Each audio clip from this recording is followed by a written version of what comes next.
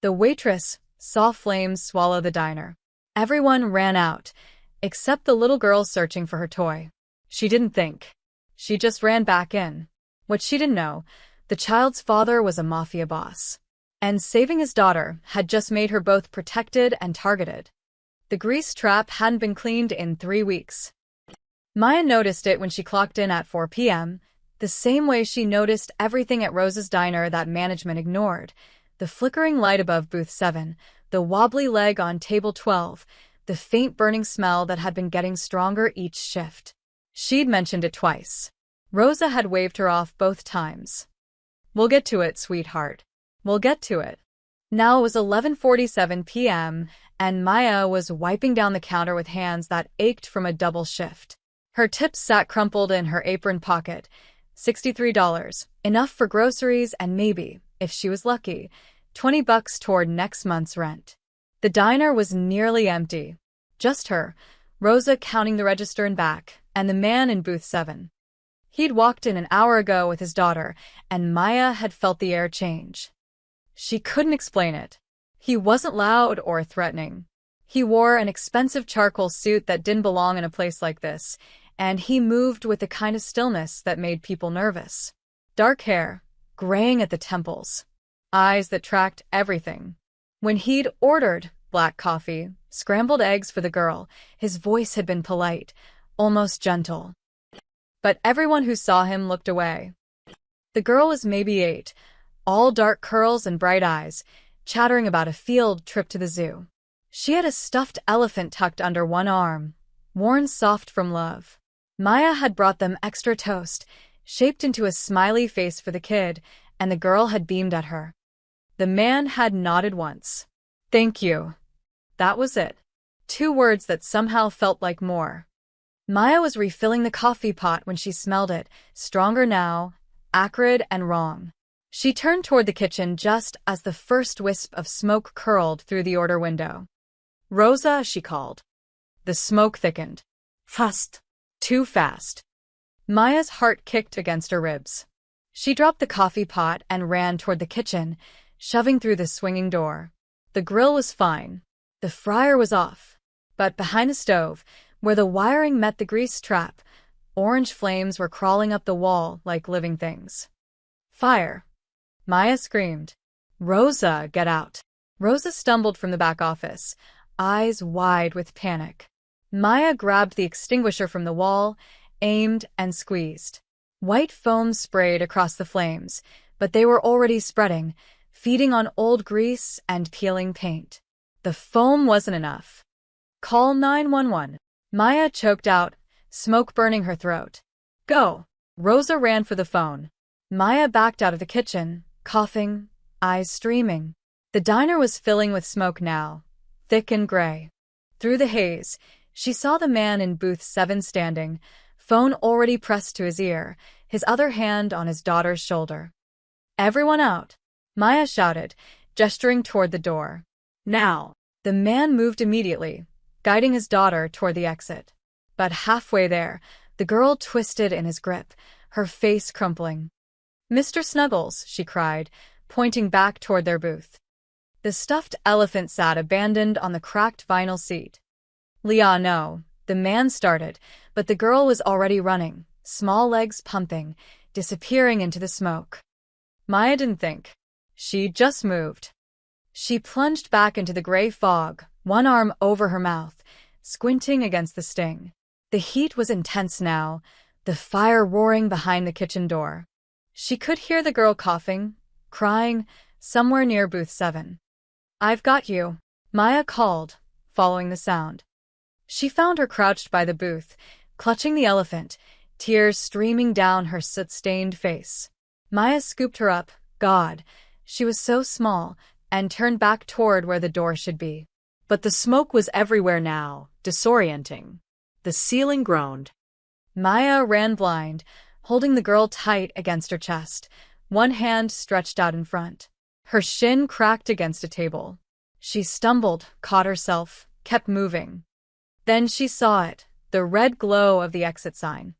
5 more steps. 4. 3. The ceiling made a sound like thunder. Maya dove forward, twisting midair to take the impact on her shoulder as burning drywall crashed down behind them. Pain exploded through her back, hot and sharp. She rolled, protecting the girl, and then hands were on her, strong hands, pulling them both through the doorway and into the cold night air. Maya collapsed on the sidewalk, gasping. The girl still clutched against her. Sirens wailed in the distance, getting closer. Leah.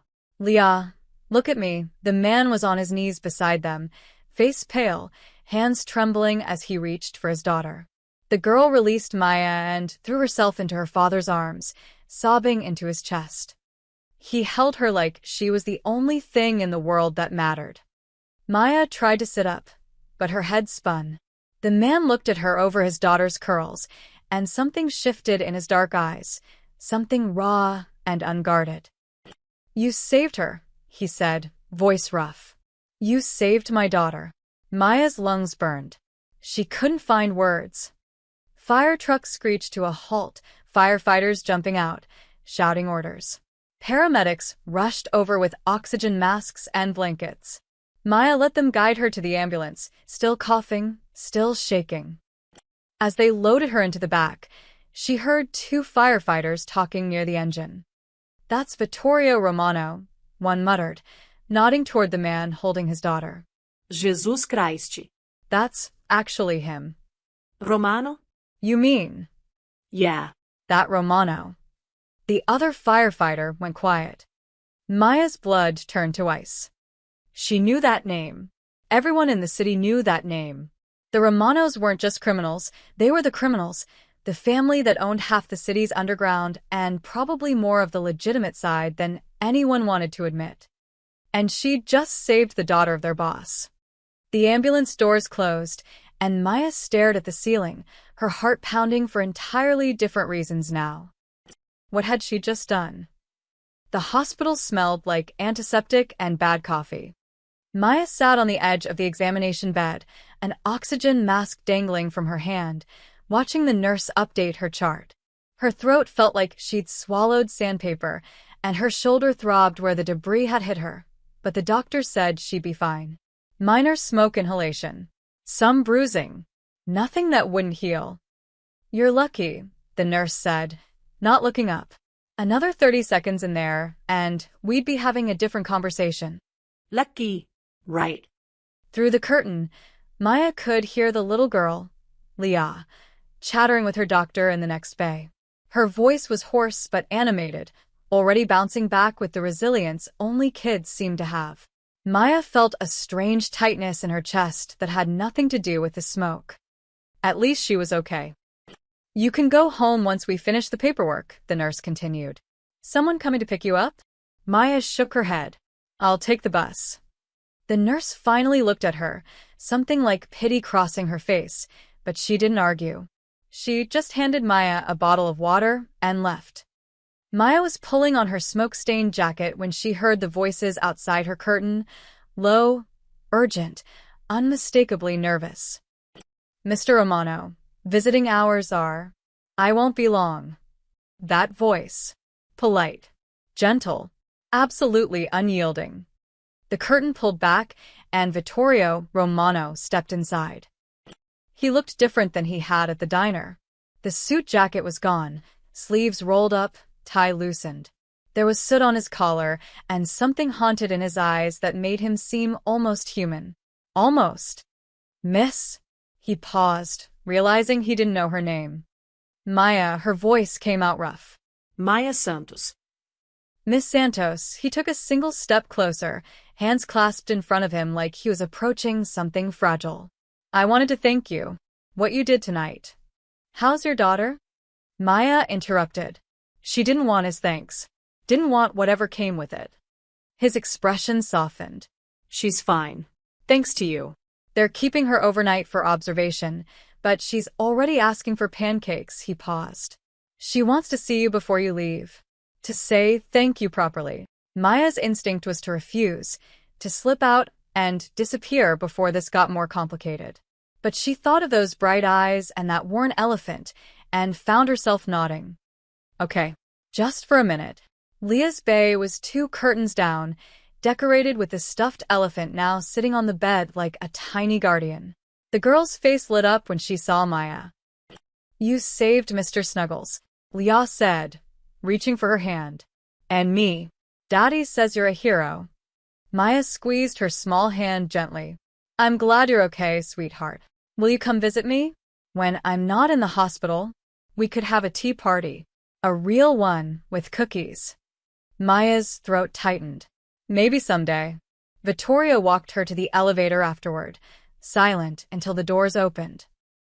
"If you ever need anything," he said quietly, pressing a card into her hand. "Anything at all, you call that number." Maya looked at the card, plain white, nothing but a phone number embossed in black. She wanted to throw it away. Instead, she slipped it into her pocket. "I just did what anyone would do," she said. "No," his voice was firm. "You didn't." The elevator doors closed between them. Maya caught the 6 a.m. bus home, showered off the smoke smell, and slept for 4 hours.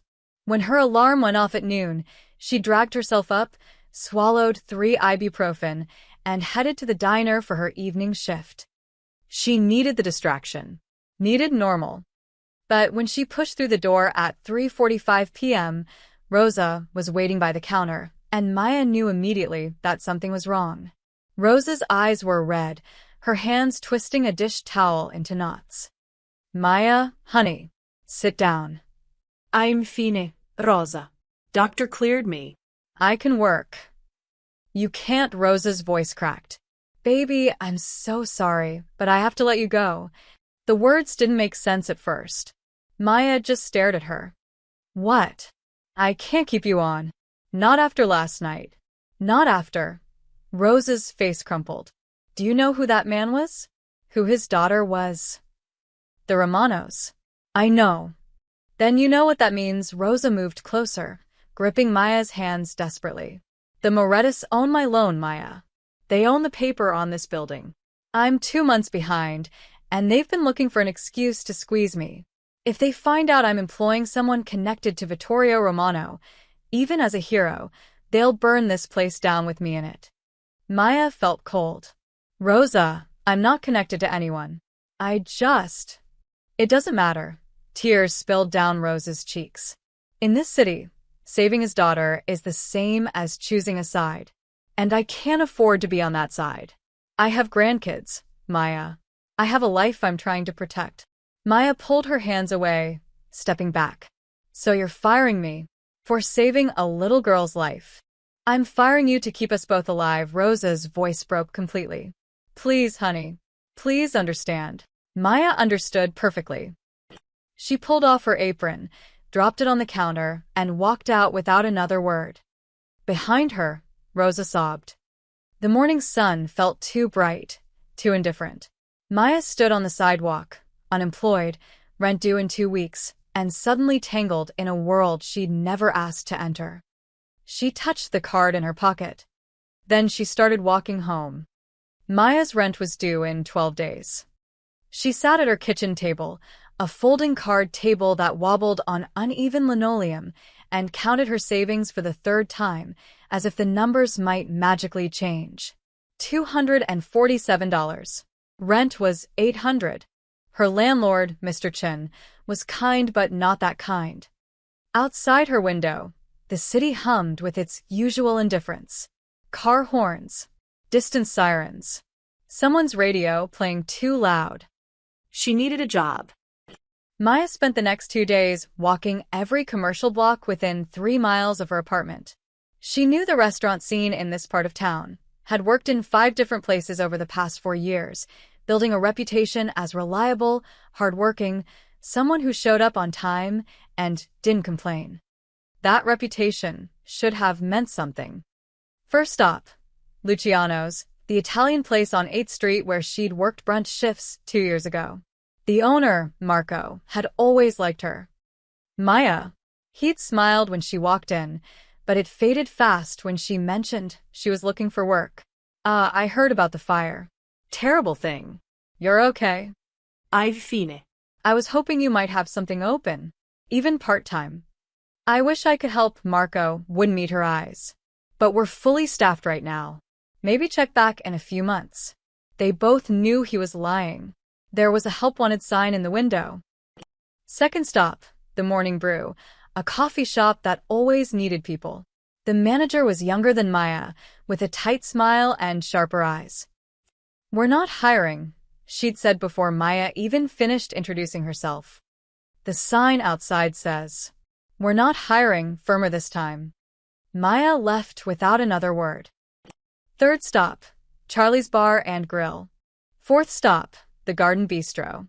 Fifth stop, Dimitri's Greek Kitchen. The answer was always the same. Sometimes polite, sometimes curt, but always a rejection. By the third day, Maya stopped bothering with the places that required applications. She could see it in their faces the moment she walked in, that flicker of recognition, that subtle shift in posture. They knew who she was. At Chen's Noodle House, Mrs. Chen actually looked sorry about it. She poured Maya tea and spoke in a low voice, glancing toward the kitchen where her husband worked. You seem like a good girl, she said quietly. But people are talking. They say you're connected to the Romano family now. I'm not connected to anyone, Maya said, frustrated. I just helped a kid. That's all. Mrs. Chun patted her hand. In this neighborhood, there's no such thing as just anything when it comes to those families. You understand? My husband's cousin. He worked at a restaurant that the Morettis used for meetings. Just worked there. When the Romanos hit that place 3 years ago, he lost an eye. She pulled her hand back. We can't take that risk. I'm sorry. Maya walked home in the rain, her jacket soaked through, her last $5 spent on a bus transfer. She passed a dozen more restaurants, didn't bother going inside. What was the point? She'd saved a child from a fire, and somehow that made her untouchable. That night, Maya sat in her apartment and stared at the business card she'd sworn she wouldn't use. Plain white, black numbers. A lifeline she didn't want. Her phone rang. The number was unlisted. Maya almost didn't answer, but something made her pick up. Miss Santos. The voice was male, older, unfamiliar. My name is Frank DeLuca. I manage Rossetti's Steakhouse downtown. I heard you're looking for work. Maya's heart jumped. Yes. Yes, I am. Great. We need someone for evening shifts, 5 days a week. Experienced servers only. Pay is $18 an hour plus tips. When can you start? It was too good. Too perfect. Too convenient. Mr. DeLuca, can I ask how you heard about me? There was a pause. Does it matter? You need work, I need staff. Simple as that. Did someone ask you to call me? Another pause, longer this time. When he spoke again, his voice had changed, still polite, but strained. Look, Miss Santos, I'm offering you a good job. You want it or not? Maya's hands were shaking. Who asked you to hire me? Was it Vittorio Romano? The line went dead. She tried calling back. The number went straight to voicemail, a generic automated message, no name. Maya set the phone down and pressed her palms against her eyes. She understood now. It wasn't just that people were afraid to hire her. Someone was making sure they didn't. And the one person who might have helped, who might have used his influence to get her work, would only make things worse. Any job that came from Vittorio Romano would mark her permanently as his. She was trapped, saved a life, and ended up in a cage. Maya made mac and cheese from a box for dinner, one of 6 boxes left in her cupboard, and tried to figure out her next move. She could leave the city, maybe. Start over somewhere the Romano name meant nothing. But she had $70 in her bank account and no car. She was still sitting there, bowl untouched, when her apartment building's fire alarm started screaming. Maya's blood turned to ice. Not again. She grabbed her phone and ran for the door, her mind already racing with one terrible thought. This wasn't a coincidence. The fire alarm turned out to be old Mrs. Kowalski on the 4th floor, who'd fallen asleep with a pot of soup on the stove. The building filled with smoke, but no flames. No bombs. No attacks. Maya stood on the sidewalk with 24 other residents, shivering in the October cold, and felt ridiculous for panicking. She was seeing threats everywhere now, jumping at shadows. But when she returned to her apartment and triple-locked the door, her hands were still shaking. She couldn't live like this. Across town, in an office that overlooked the city like a kingdom, Vittorio Romano sat at his desk and stared at a folder. The folder was thin. Too thin. It contained everything his people had found on Maya Santos in 48 hours, employment history at 6 different restaurants. No criminal record. No family in the city, parents deceased, car accident in Ohio when she was 19. An associate's degree from community college, earned at night while working full-time. Student loans almost paid off. Lived in a 5th-floor walk-up in a neighborhood that was 3 blocks from gentrification and 20 years from safe. She was invisible. One of thousands of people in this city who worked hard, kept their heads down, and barely stayed afloat. She'd also risked her life for his daughter without hesitation, and now she was paying the price. She's been turned away from 11 places in 3 days, said Marco, his head of security, standing across the desk. Marco was 52, built like a wall, and had been with the family since Vittorio's father ran things. Word spread fast. People think hiring her means picking a side. Vittorio's jaw tightened. I didn't ask for this. She didn't ask for this. Doesn't matter what anyone asked for. The Morettis are making moves. They know she matters to you. She doesn't matter to me, Vittorio said sharply. I don't even know her. She's just someone who did something decent. Marco raised an eyebrow but said nothing. Vittorio stood and walked to the window. Below, the city stretched out in all directions, his city, in ways both legitimate and otherwise. He'd spent 20 years building power, consolidating control, keeping the peace through careful balance and strategic force. He didn't do sentiment. Couldn't afford to. But when he closed his eyes, he saw Leah's face in that hospital bed, chattering about tea parties and cookies with the woman who'd saved her life. Find out what she needs, Vittorio said quietly, discreetly. No direct contact. Just make sure she's okay. Boss. I know what you're going to say. I know it's complicated. But I'm not going to let someone suffer for saving my daughter. Find a way. Marco nodded slowly. And if the Morettis make a move on her? Vittorio turned from the window, his expression cold. Then we'll have a different conversation. Maya was coming back from another failed job interview, a diner in Queens that had suddenly filled the position the moment she walked in, when she noticed the car. Black sedan. Tinted windows. Parked across from her building. She'd seen it yesterday too, in the same spot. And maybe the day before, though she hadn't paid attention then. Maya's stomach dropped. She walked past her building, keeping her pace steady, and turned the corner. The sedan didn't follow. She circled the block, came up the alley side, and slipped in through the back entrance. In her apartment, she stood away from the windows and called the one person she knew who understood how this world worked. Rosa answered on the 3rd ring. Maya, honey, I can't.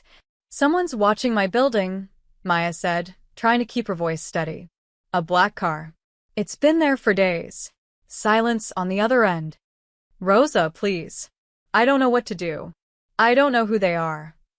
Rosa's exhale was shaky. Could be Romano's people. Could be Moretti's. Could be cops, for all we know. Baby, you need to be careful. You're in the middle of something now, whether you want to be or not. I didn't ask for this. Neither did that little girl when the fire started. But here we are, Rosa's voice softened. Listen to me. If Romano's people are watching you, that's probably good. Means he's protecting you. But if it's the Morettis... She didn't finish the sentence. Maya hung up and pulled out the white card from her pocket. She'd been carrying it for days, a constant weight that felt heavier each time she touched it.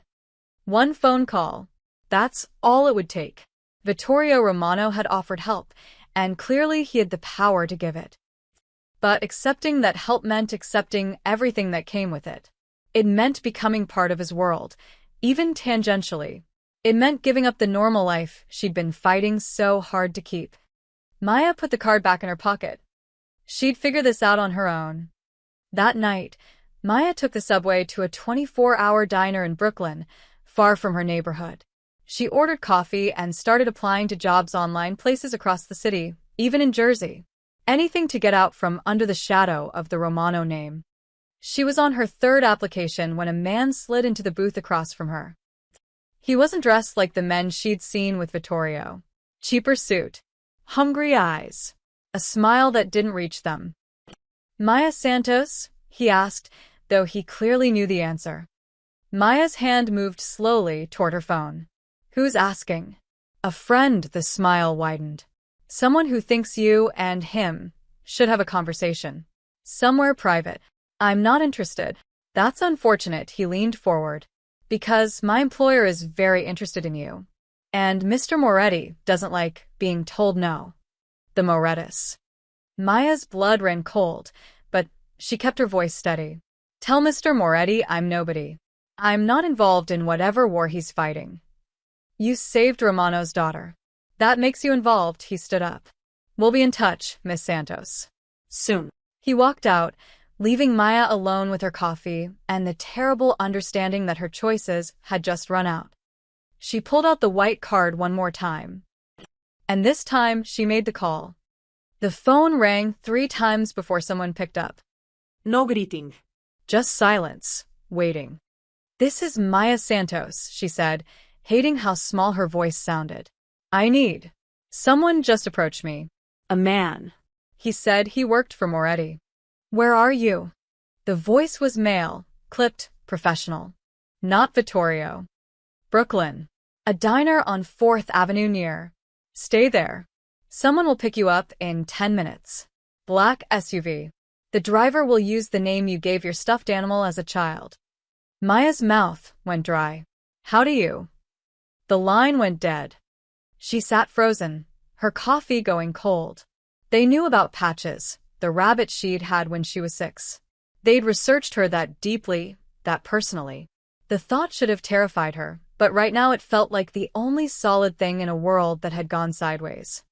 9 minutes later, a black SUV pulled up outside.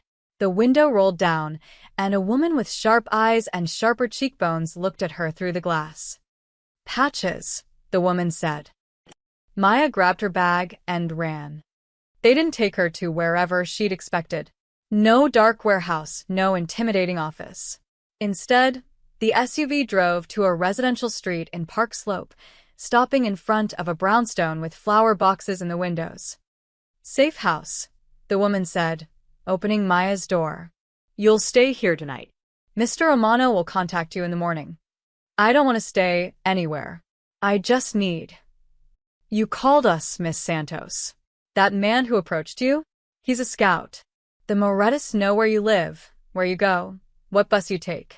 If you go home tonight, they'll be waiting." The woman's expression softened slightly. "This isn't a prison, but it's the smart choice." Maya followed her inside because she was right, and they both knew it. The house was surprisingly normal. Comfortable furniture, a kitchen that smelled like someone had cooked dinner recently, books on the shelves. A woman in her 60s was watching a crime show in the living room and barely looked up when they entered. "Upstairs, second door on the left," the driver said. "There's a bathroom attached. Help yourself to anything in the kitchen. Try to get some sleep." Then she left, and Maya was alone in a stranger's house, protected by a man she'd met once, from people who wanted to use her as a pawn in a war she didn't understand. She didn't sleep. At 2:47 a.m., Maya was sitting by the window, watching the empty street, when her phone buzzed. Unknown number. She almost ignored it, then saw the message. "Still awake?" There. Her fingers hovered over the keyboard. Finally, she typed. Can't sleep. "This is insane." The response came quickly. "I know. I'm sorry you're in this position. You didn't put me here. I did it to myself. You saved my daughter. That's not something to apologize for." Maya stared at the screen, then typed. "What do the Morettis want?" 3 dots appeared, disappeared, appeared again. "Leverage. They think if they have you, they have a way to hurt me. They're wrong. but they'll try anyway. So what happens now? Now you're protected until this is resolved. And how long will that take? This time, the pause was longer. I don't know, but I promise you, this will end. Maya set the phone down and pressed her forehead against the cool window glass. Outside, the city slept on, unaware and uncaring. The next morning, Maya was eating toast in the kitchen when the older woman finally spoke to her. "You're the one who saved the little girl," she said, not a question. Maya nodded. Good, the woman poured herself coffee. World needs more people who do the right thing, even when it's stupid. Despite everything, Maya almost smiled. She spent the day in limbo, safe, comfortable, and completely trapped. The woman, who introduced herself only as N, made lunch and didn't ask questions. The TV played mindless daytime shows. Maya tried to read, tried to think, tried to plan what came next. She was dozing on the couch when N shook her awake. "Get up. We need to move." Now. Maya's heart slammed into her throat. What? Why? Someone talked. The Morettas know about this location and was already grabbing car keys, her phone pressed to her ear. "Backup is 3 minutes out, but we can't wait. Go out the back door, through the yard to the alley. Black car will meet you there." "What about you?" "I'll be right behind you." Go. Maya ran. She burst through the back door into a small garden, jumped the low fence, and sprinted into the alley. No black car, just shadows and dumpsters, and her own ragged breathing. Footsteps behind her, heavy, fast, multiple people. Maya ran harder, her sneakers slapping against pavement. The alley opened onto a side street. She could see lights, traffic, people, safety in numbers. She was 10 feet from the street when someone grabbed her from behind. Maya screamed, thrashing, but the grip was iron. A hand clamped over her mouth. "Easy now," a voice growled in her ear. "Mr. Moretti just wants to talk." A van screeched around the corner, side door already sliding open. Then gunfire cracked the night air. The hand released her. Maya stumbled forward as her attacker went down, blood blooming on his shoulder. 2 more men in suits appeared from nowhere. Romano's people, she realized, weapons drawn, moving with military precision. "Get her in the car," one of them shouted. The black SUV from last night roared into the alley. Maya was shoved inside, the door slamming shut as the driver gunned the engine. Through the back window, she saw the Romano guards exchanging fire with 3 Moretti soldiers. The woman from yesterday was in the passenger seat, already on the phone. "We've got her. Heading to location Bravo." "Yes, sir." She turned to look at Maya, and for the first time, there was something like sympathy in her eyes. "Welcome to the war, Miss Santos." Location Bravo turned out to be a tea house. Maya stared through the SUV window at the small, unassuming building with its painted sign and lace curtains. After the gunfire, the blood, the sheer terror of nearly being kidnapped, she'd expected a fortress. Instead, they'd driven 40 minutes to a quiet street in a suburban neighborhood where the biggest threat appeared to be overpriced scones. "You're joking," she said. "Mr. Romano's waiting inside," the driver said, ignoring her tone. "He specifically requested somewhere." Non threatening. "After I was just almost kidnapped." "That's exactly why. He wants you to understand that he's not forcing anything. This is a conversation, not a cage." The woman met her eyes in the rear-view mirror. "You're free to walk away, Miss Santos. But I'd recommend hearing him out first." Maya's hands were still shaking from the adrenaline. Her shoulder hurt where she'd been grabbed. She could still hear the gunshots echoing in her head. But she got out of the car. The tea house was nearly empty, an elderly couple in the corner, a woman reading a book by the window, and Vittorio Romano at a table in the back, looking oddly out of place in his expensive suit surrounded by floral tablecloths and ceramic teapots. He stood when she approached. No guards visible, though Maya suspected they were close. "Miss Santos, please sit." He gestured to the chair across from him. "Would you like tea? Coffee?" They make excellent apple turnovers here. Maya sat because her legs felt unsteady. I was almost kidnapped 20 minutes ago. I know. I'm sorry, his expression was genuinely troubled. My people were supposed to move you before the Morettis located the safe house. We had a leak. It's been handled. Handled, Maya repeated flatly. The person who gave up your location is no longer in my employment. He poured tea from a blue ceramic pot, chamomile from the smell. I need you to understand something. I didn't want this for you. I didn't want you involved in any of this. But my gratitude put a target on your back, and now I have a responsibility to keep you safe. Your gratitude, Maya's voice shook. I saved your daughter because she's a child who is in danger. That's it. I didn't ask for protection or gratitude, or to become a chess piece in whatever game you're playing with the Morettis. I know, he set the teapot down carefully. And if I could undo it, if I could make them forget you exist, I would. But I can't. They've decided you're valuable, which makes you vulnerable. Maya wrapped her hands around the teacup he'd poured, needing something to hold on to. So, what now? I hide forever? Change my name and move to Alaska. If that's what you want, I can arrange it. New identity, new city, enough money to start over. You'd be safe, he paused. But they might still look for you.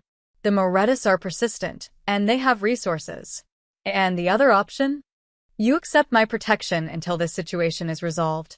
I have a place outside the city, quiet, secure, comfortable. You'd be safe there while I handle the Moretti problem. Handle it how? Vittorio's jaw tightened. You don't need to know the details. If I'm accepting your help, I do, Maya leaned forward. I'm not naive. I know what you are, what you do. If people are going to die because of me. No one is going to die because of you, he interrupted, his voice firm. People might die because the Morettis tried to use an innocent woman as leverage. People might die because they attacked my family. But those are consequences of their choices, not yours. He spoke like a father, Maya realized. Not a crime lord making threats, but a parent explaining difficult truths. It should have made him less intimidating. Somehow, it made him more real. I just want my life back, she said quietly.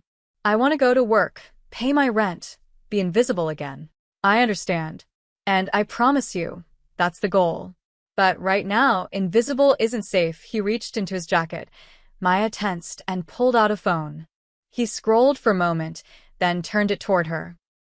A video played, Leah in a bright room, drawing at a table. She looked up at the camera and waved. Miss Maya. Daddy said you might be sad, so I drew you a picture. It's us at the diner, but it's not on fire. And look, she held up a crayon drawing of two stick figures, one small with dark curls, one taller with a ponytail, both smiling enormous smiles. You have a cape because you're a superhero. The video ended. Maya's throat was tight. That's not fair. I know, Vittorio pocketed the phone. But it's true. She asks about you every day. Wants to know if you're okay, if you're coming to visit, if you like the same kind of cookies she does. He paused. You didn't just save her life, Miss Santos. You showed her what kindness looks like. In my world, that's rare. Maya stared at her tea, watching the steam curl and dissipate.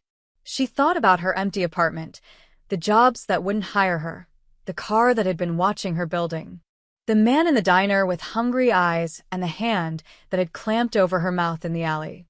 She thought about a little girl with a stuffed elephant and a drawing of a superhero in a cape. If I stay in this safe house, Maya said slowly, what are the rules? Vittorio's shoulders relaxed slightly. You're not a prisoner. You're a guest. You can leave whenever you want, though I'd ask you to coordinate with my security team.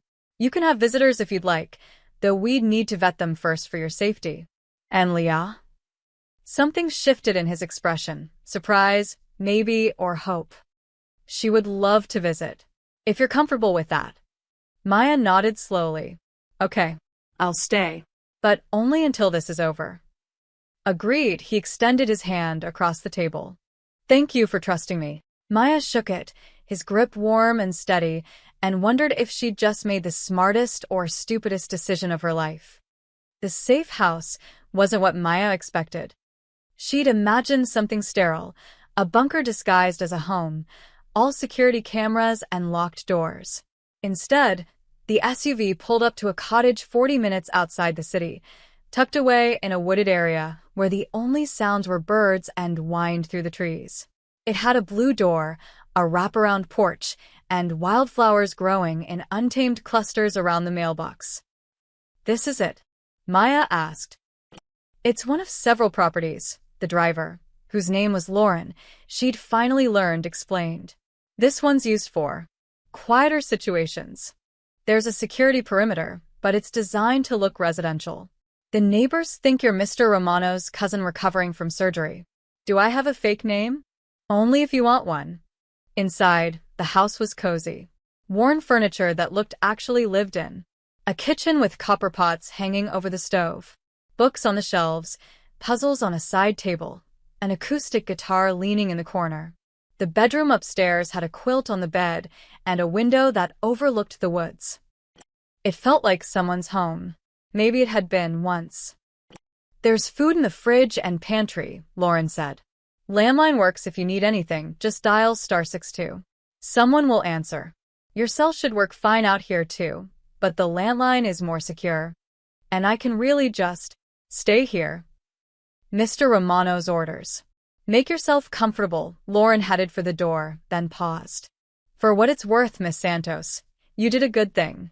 Not many people would have run into that fire." Then she was gone, and Maya was alone. She spent the first day just breathing. No job applications, no looking over her shoulder, no wondering if today would be the day. Everything fell apart. She made simple meals, scrambled eggs, grilled cheese, soup from a can. She sat on the porch and watched the sun filter through the leaves. She slept for 10 hours straight and woke up without an alarm for the first time in months. On the second day, she started to feel human again. On the third day, Vittorio called. "How are you settling in?" he asked. It's nice. "Quiet. Feels strange to not be working. I'm glad you're resting." You've earned it, he paused. "Leah has been asking when she can visit. Would this weekend work for you? I'll bring her Saturday afternoon, if that's all right. Just for a few hours." Maya found herself smiling. Yeah, that would be nice. Saturday came with perfect autumn weather. Cool air, bright sun, leaves just starting to turn. Maya had been nervous all morning, cleaning the already clean house, trying to decide if she should bake something, then deciding that was ridiculous. The black SUV arrived at 2 o'clock. Leah burst out before it fully stopped, her face lighting up when she saw Maya on the porch. She was wearing jeans and a purple sweater, her dark curls bouncing as she ran. "Miss Maya." Maya caught her in a hug, and suddenly the past week felt worth it. The fear, the uncertainty, the upheaval, all of it faded against the simple joy of this little girl's laughter. "I brought Mr. Snuggles," Leah announced, holding up the stuffed elephant. "And Daddy packed cookies, but I'm not supposed to tell you they're store-bought."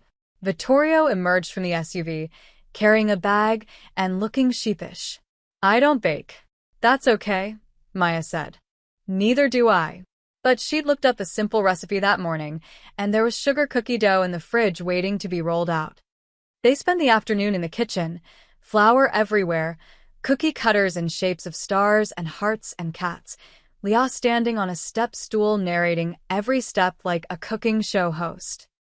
"And now we add the sprinkles," she said seriously, dumping half the container onto one cookie. "More sprinkles means more delicious." "That's science." "That's definitely science," Maya agreed, catching Vittorio's eye. He was leaning against the counter, sleeves rolled up, watching his daughter with an expression so tender it made Maya's chest ache.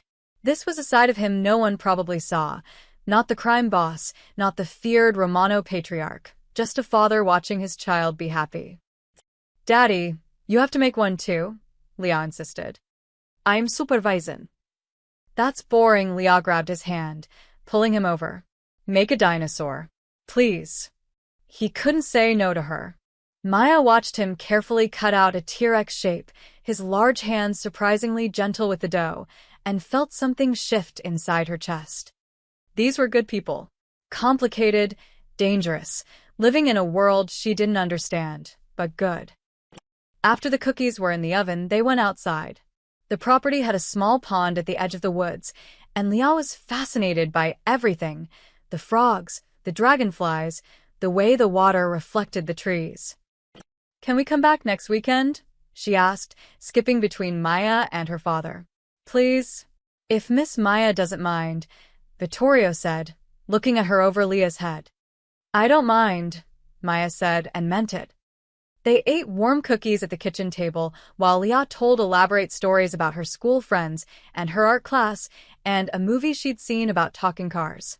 Vittorio asked Maya about her favorite books, her childhood in Ohio, the places she'd always wanted to visit but never had the chance. It was normal. Startlingly, wonderfully normal. As the sun started setting, Leah's energy finally flagged.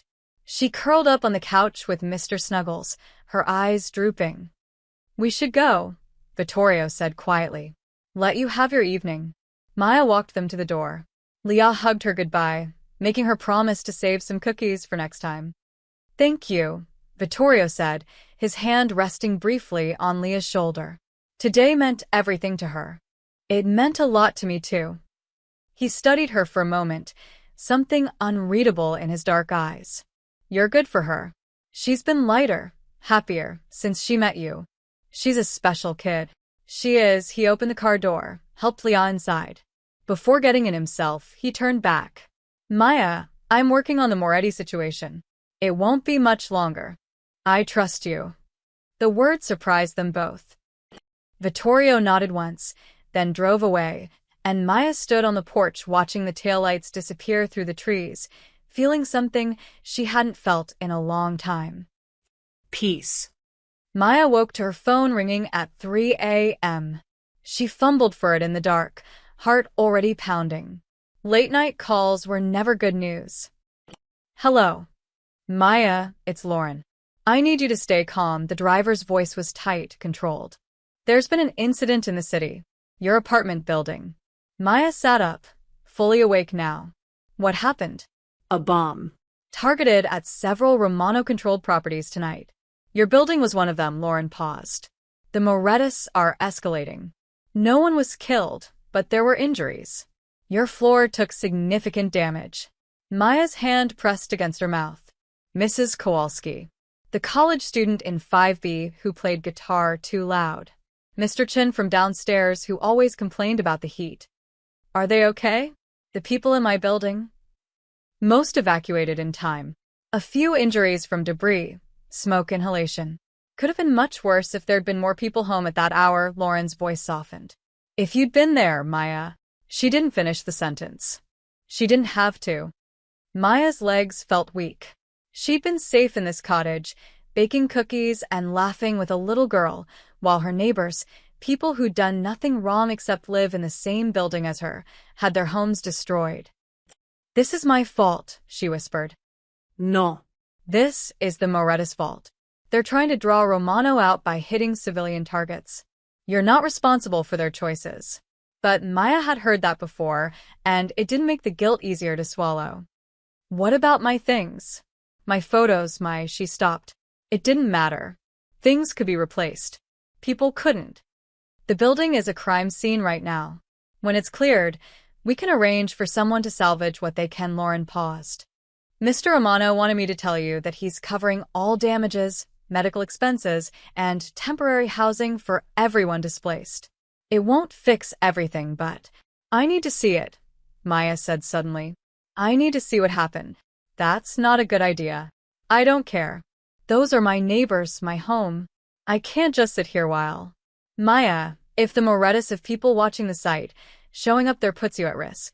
"I'm already at risk." Maya's voice cracked. "I'm hiding in the woods while people I've known for years lose everything because of me. The least I can do is see it." Silence on the other end. "Then, I'll call you back." 20 minutes later, Lauren arrived with the SUV. They approached from the south, parking 3 blocks away. Dawn was breaking, painting the sky in shades of gray and pink that felt obscene given the circumstances. Maya could see the flashing lights before she saw the building. Police barriers, fire trucks, ambulances, news vans with their satellite dishes extended. And her building, her home for 3 years, with a gaping hole where the 4th and 5th floors used to be. Black scorch marks crawled up the brick like shadows. Windows blown out. The fire escape twisted into modern art. Maya's knees buckled. Lauren caught her arm. Easy. I lived there, Maya breathed. That was my window.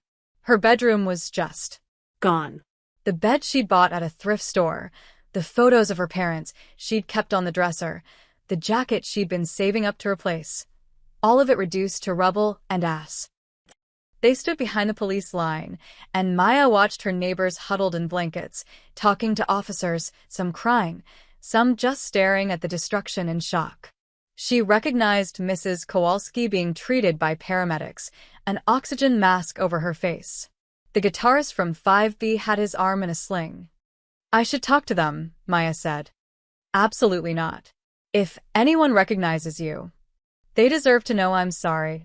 They deserve to be safe, which means you staying hidden. Lauren's grip tightened. Maya, I understand how you feel, but showing yourself here helps no one. Maya knew she was right, but watching from the shadows while people suffered felt like cowardice. A black car pulled up, not Romano's. Maya recognized the hungry-eyed man from the Brooklyn diner as he stepped out, surveying the damage with satisfaction. He made a call, spoke briefly, then looked directly at the spot where Maya and Lauren were standing. He couldn't see them through the crowd, could he? He smiled and got back in the car. We need to leave, Lauren said urgently. Now. They were halfway to the SUV when Maya's phone buzzed. Unknown number. Against her better judgment, she answered. Enjoying the view? The voice was oily, amused. That's just the opening act, Miss Santos. Mr. Moretti wanted you to understand what happens to Romano's investments. That building? That's on you. Every injury, every ruined home. You did that by choosing the wrong side. I didn't choose any side, Maya said through gritted teeth. I saved a child, and now other people are paying for it. Funny how that works, the voice hardened. Here's what happens next: more targets. More damage. More innocent people caught in the crossfire, unless you convince Romano that protecting you isn't worth the cost. The line went dead. Maya stood frozen on the sidewalk, rage and helplessness warring inside her chest. What did they say? Lauren asked. They're going to keep hurting people until Vittorio stops protecting me. Maya's hands clenched into fists. They're using me as bait. Then we make sure they can't find you. But Maya wasn't thinking about hiding anymore. She was thinking about the smile on that man's face, the satisfaction in his voice, the casual cruelty of people who destroyed lives as strategy. She was thinking about Vittorio's card and his promise. This will end. Take me back to the cottage, Maya said quietly. I need to make a call. Lauren studied her face, then nodded. As they drove away from the ruins of her old life, Maya made a decision. She was done being a victim, done being a pawn. If she was going to be part of this war, she was going to fight back. Vittorio arrived at the cottage within 2 hours of her call. Maya heard the car pull up and met him at the door. He looked different than he had during the weekend visit, the careful warmth replaced with something harder, more controlled. This was the man who ran an empire, not the father who'd helped his daughter decorate cookies. You saw the building, he said. Not a question. Lauren took me. I needed to see it. Maya stepped aside to let him in. People I know were hurt because of me. People you know were hurt because the Morettis are animals who target civilians. He moved to the window, hands in his pockets, tension in every line of his body. This is exactly what they wanted, to make you feel responsible, to drive a wedge between us. It's working. He turned sharply. Maya. No, listen, she crossed her arms, trying to keep her voice steady. That man called me. He said they'll keep attacking until you decide I'm not worth protecting. How many more people have to suffer before we admit he's right? He's not right. Vittorio's voice was quiet but firm. Giving in to terrorists, and that's what this is. Terrorism doesn't stop them. It emboldens them. Today it's you. Tomorrow it's someone else. The Morettas have been looking for an excuse to move against my family for years. You're just the catalyst they chose. So, what do? I hide here forever while they blow up buildings. No, he moved closer, his dark eyes intense. You stay safe while I remove the threat. Permanently. The weight of that word hung in the air between them. How? Maya asked quietly. You said you wanted to know the details if you accepted my help. Do you still want that? Maya thought of Mrs. Kowalski's oxygen mask, the guitarist's broken arm, the smoking hole where her bedroom used to be. She thought of Leah's bright smile and the man with hungry eyes who'd threatened her in the diner. Yes. Vittorio gestured to the couch, and they sat. He didn't touch her, kept a respectful distance, but his presence filled the room.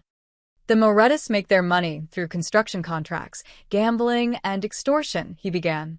They've been trying to expand into territories my family controls for the past decade. Usually we maintain balance. They stay in their lane, we stay in ours. But their current boss, Vincent Moretti, is ambitious and reckless. And now he sees me as an opportunity. Yes.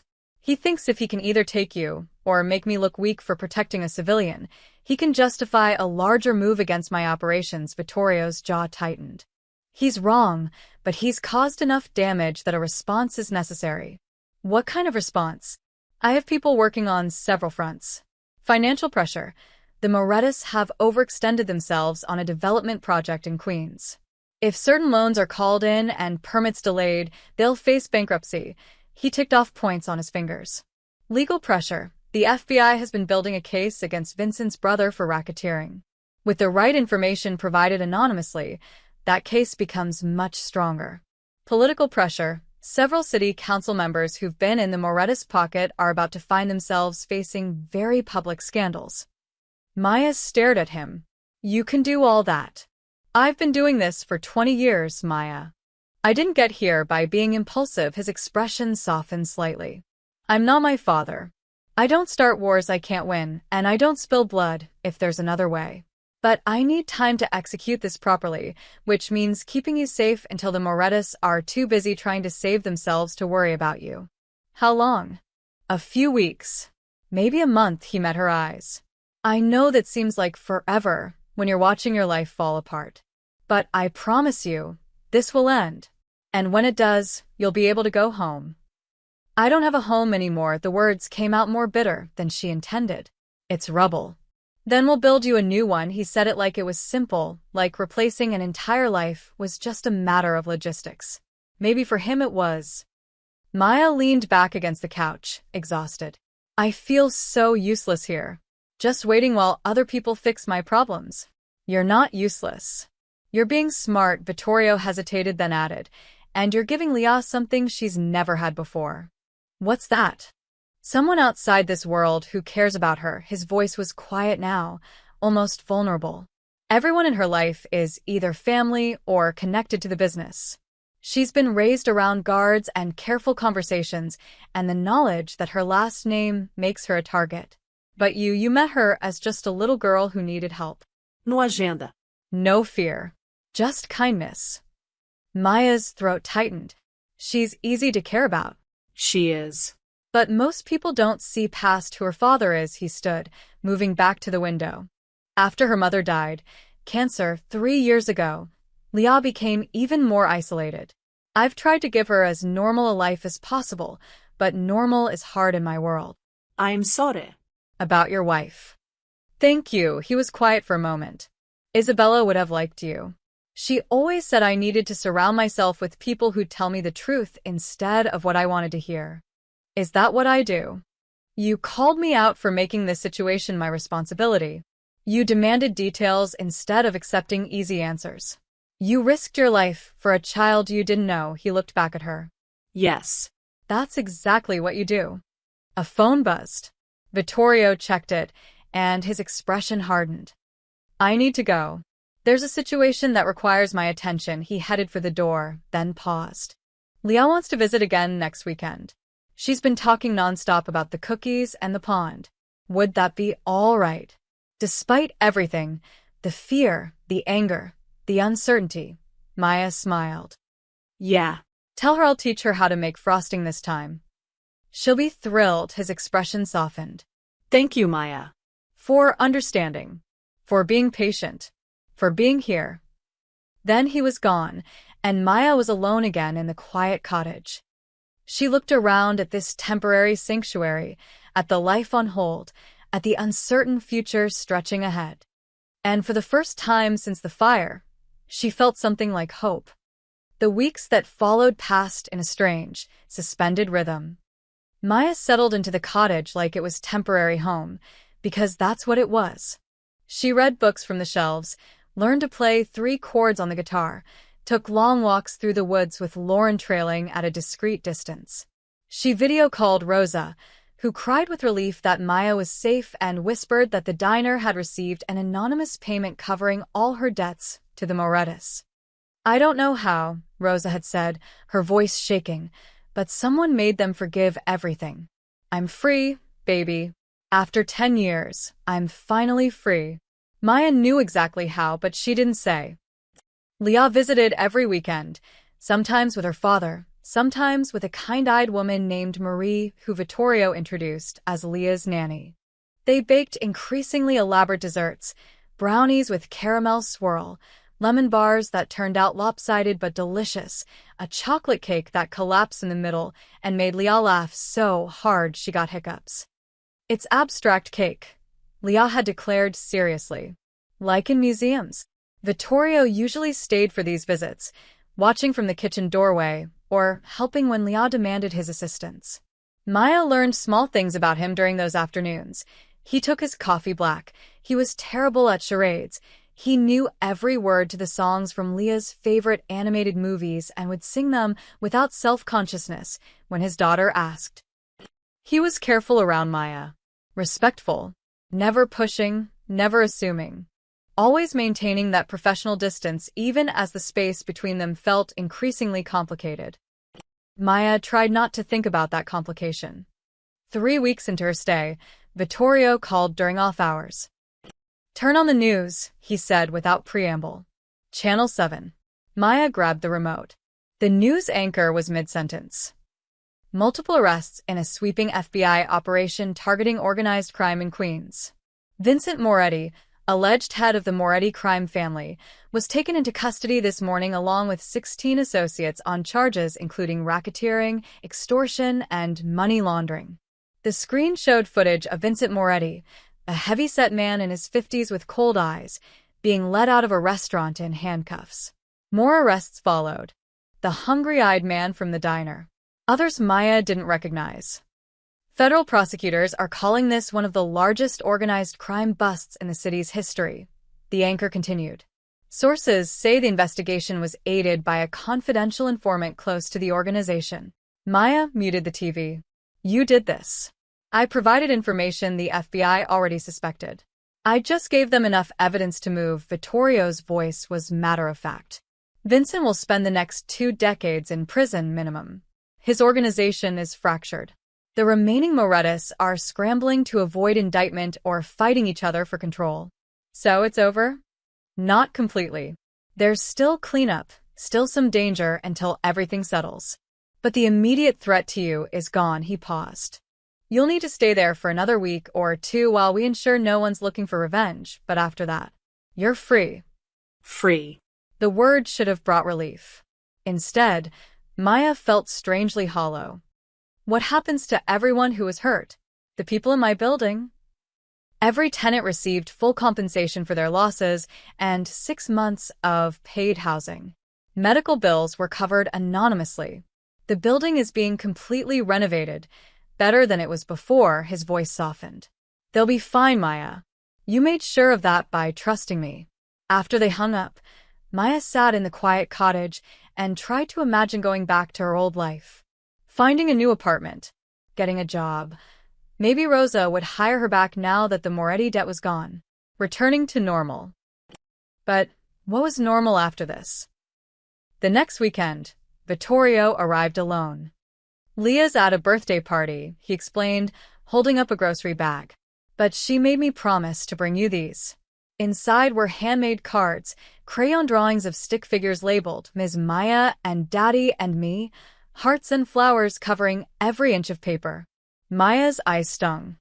She wants to know if you'll come to her school art show next month, Vittorio continued. I told her I'd ask. Next month I'll be back in the city, Maya said carefully. Back to my life. I know, he set the bag down. But that doesn't mean you can't still be part of hers. If you want to be. They stood in the kitchen, the afternoon sun slanting through the windows, and Maya felt the weight of that offer. Vittorio. Your world and mine, they don't mix. They already have. He moved closer, not touching but near enough that she could see the tiredness around his eyes, the gray threading through his dark hair.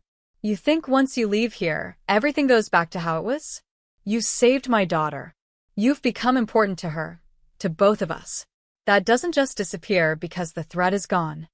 I'm nobody, Maya said quietly. A waitress who did one decent thing. You're a woman who ran into fire without hesitation, who demanded truth when most people would have taken the easy lies, who made my daughter laugh more in 6 weeks than she has in 3 years. His voice was rough. You're not nobody, Maya. Not to us. She didn't know what to say to that. Vittorio seemed to realize he'd said too much.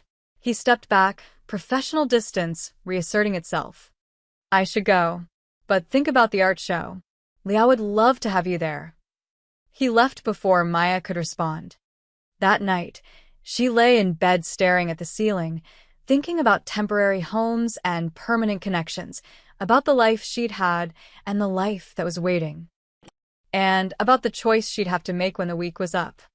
The call came on a Tuesday afternoon, 2 weeks after Vincent Moretti's arrest. It's safe, Lauren said simply. You can go home whenever you're ready. Home.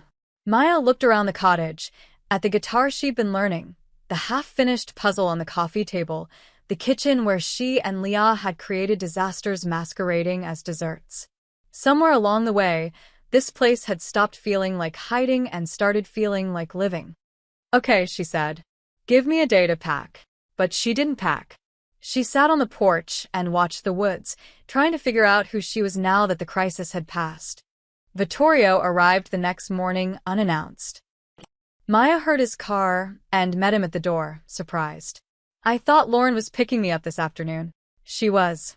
I asked if I could come instead. He looked uncertain in a way she'd never seen before. Do you have a few minutes? I'd like to talk before you leave. They walked to the pond, following the path Leah always insisted on taking.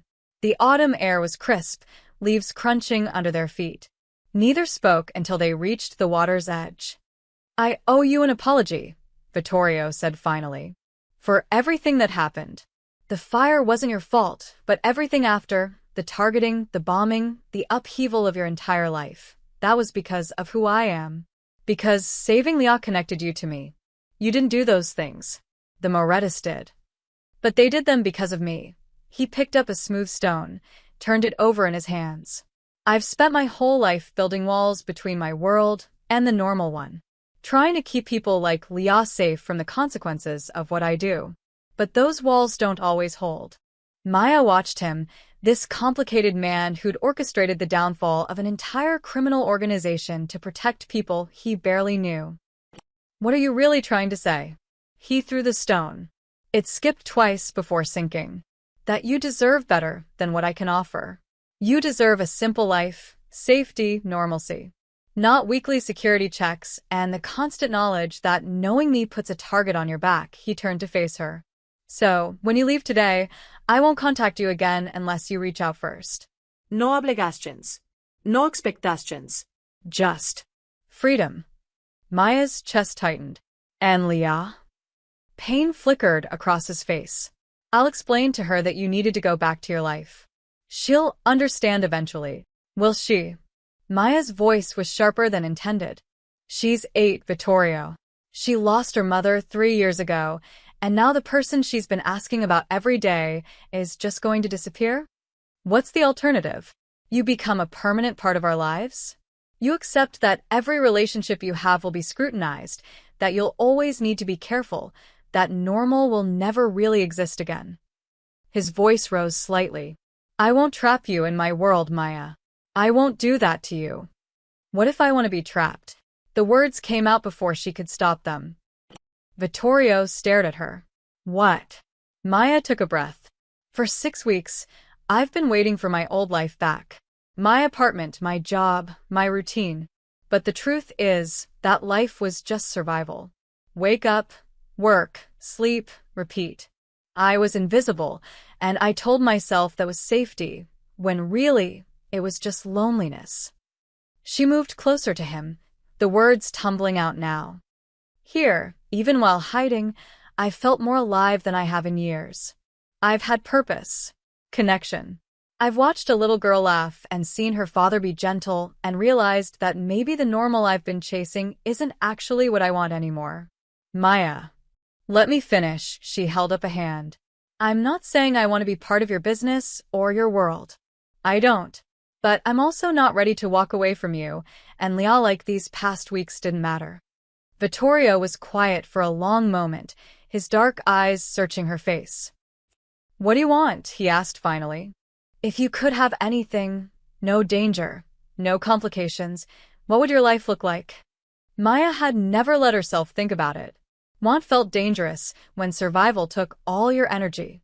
But standing here, with the autumn sun filtering through the trees and this man looking at her like her answer actually mattered, she let herself dream. Something small, she said quietly. Something warm. A place where people feel welcome, where the coffee's always hot and everything smells like fresh bread.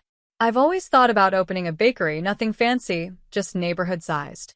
Somewhere people come not just for food, but because it feels like home. She laughed self-consciously. That probably sounds stupid. It doesn't. His voice was rough. It sounds perfect. It's also impossible. I have $200 in savings and no credit. Banks don't exactly line up to give loans to unemployed waitresses with bombed-out apartments. Vittorio was quiet, but something shifted in his expression. What if it wasn't impossible? What do you mean? I have resources. Connections. I could help you. No. Maya stepped back. I'm not taking your money. That's not what this is. What if it wasn't my money? He spoke carefully now, thinking out loud. I have a foundation, completely legitimate, handles charitable giving, community investment. They fund small businesses, first-time entrepreneurs. What if they funded yours? Vittorio. It would be separate from me.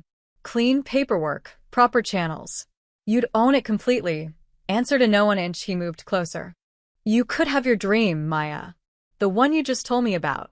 The bakery, the warmth, the home you want to build. Maya's heart was racing. Why would you do that? Because you asked me what you wanted and you told me. And because he hesitated, vulnerability crossing his face. Because you saved my daughter, and I haven't figured out how to thank you for that. But mostly because you deserve to have something that's yours. The offer hung between them, enormous and terrifying and impossibly tempting. I need to think about it, Maya said finally. Take all the time you need. Vittorio pulled out his phone, typed something, then showed her the screen. That's the foundation director's contact. When you're ready, if you're ready, call her. No pressure. No strines. Maya looked at the information, then at him. And Leah's art show. His face softened. 2 weeks from Thursday. 7 p.m. She'd love to see you there. I'll think about that too. They walked back to the cottage in companionable silence. When Lauren arrived to drive Maya back to the city, Vittorio helped load her few belongings into the car. Before she got in, he caught her hand briefly. Whatever you decide, he said quietly, thank you. For everything. Then he let go, and Maya climbed into the SUV. As they pulled away, she looked back once. Vittorio stood in front of the cottage, hands in his pockets, watching her leave. Maya turned forward and pulled out her phone, staring at the foundation director's contact information. A bakery. Her own place. A dream that had always seemed impossible. She had 2 weeks to decide if she was brave enough to reach for it. 6 months later. The bell above the door chimed, a soft, welcoming sound. and Maya looked up from the counter where she was arranging fresh loaves of sourdough. "Be right with you," she called. The bakery was small, just like she'd imagined. 12 tables, mismatched chairs she'd found at estate sales and refinished herself, walls painted a warm cream color that caught the morning light. The display case held crusty baguettes, chocolate croissants, cinnamon rolls that people lined up for on weekends, and the lemon bars that had become her signature item.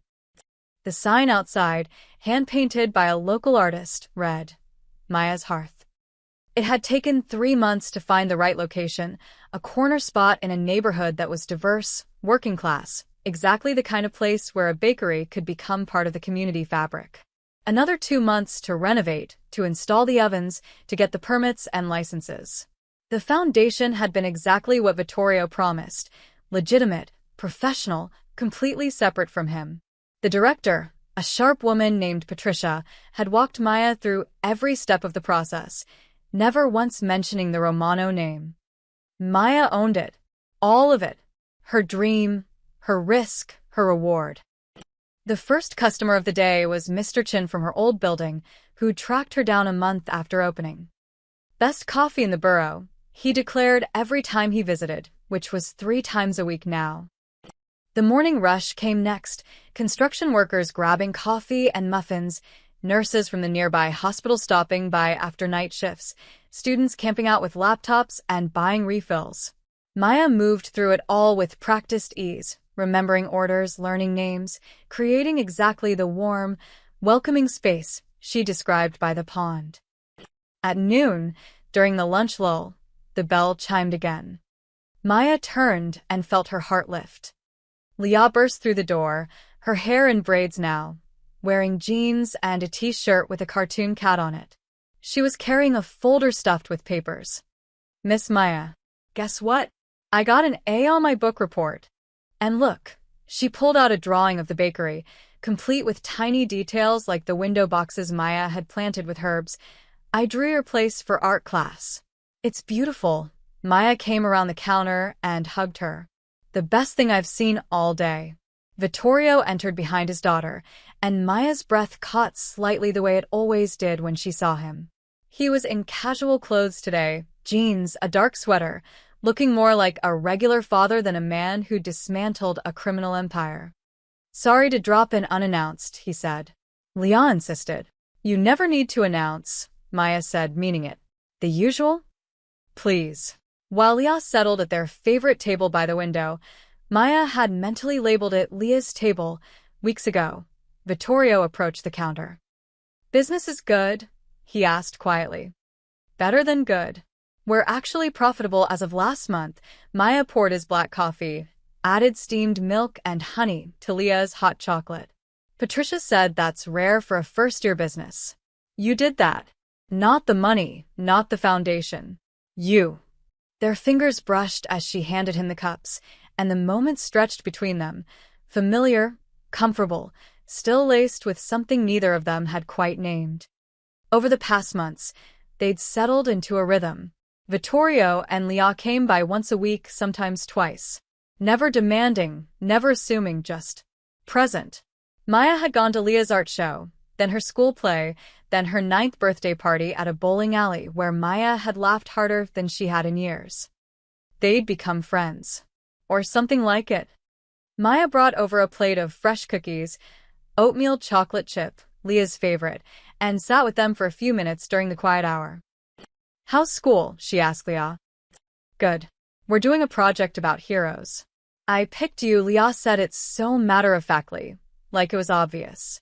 "Because you saved me, and then you made your dream come true, and Daddy says that's what heroes do." Maya's throat tightened. "Your dad's pretty heroic too, you know." Leah nodded seriously. "He is. But he won't let me write about him, because he says it's complicated." Vittorio looked slightly embarrassed. "I suggested she pick someone easier to explain." "But you're not easy, Daddy." "That's what makes you interesting," Leah turned back to Maya. "Can I interview you? I need to know 3 things you're proud of and 3 things you want to do next." "Sure, sweetheart. Let me just help these customers." A young couple had entered, looking around with the tentative excitement of first-time visitors. Maya served them, answered their questions about the daily specials, and felt that same quiet satisfaction she felt every time someone walked through her door. This was hers.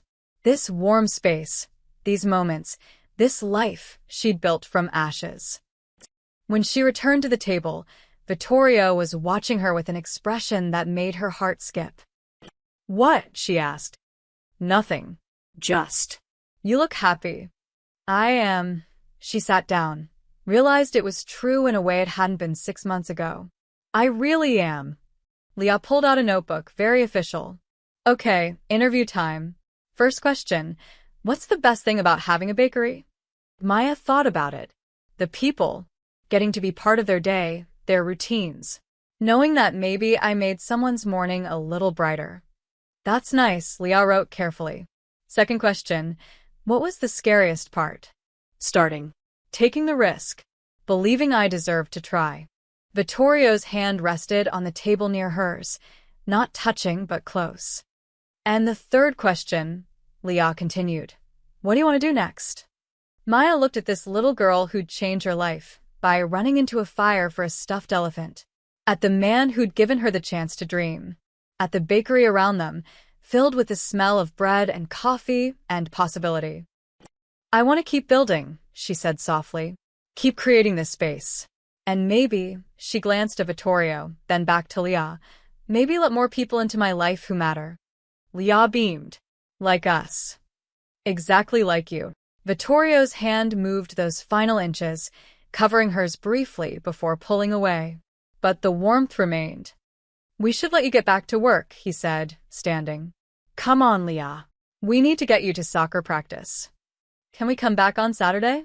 Leah asked, gathering her papers. "Please." "Saturday's perfect," Maya said. She walked them to the door. Leah hugged her goodbye, and Vittorio lingered for just a moment. "Thank you," he said quietly, "for letting us be part of this. Thank you for helping me build it." After they left, Maya stood at the window and watched them walk down the street, Leah skipping ahead, Vittorio's hand on her shoulder, both of them laughing at something. A father and daughter, living their lives. And now, part of hers. The bell chimed as new customers entered. Maya turned back to her bakery, to the afternoon ahead, to the life she'd fought for and earned. 6 months ago, she'd saved a child from a fire and lost everything. Today, standing in her own warm space with flour on her apron and hope in her chest, Maya understood the truth. Sometimes you have to burn down to build something better. Sometimes the best things in life come from the unlikeliest fires. She smiled and greeted her customers, ready for whatever came next. The end.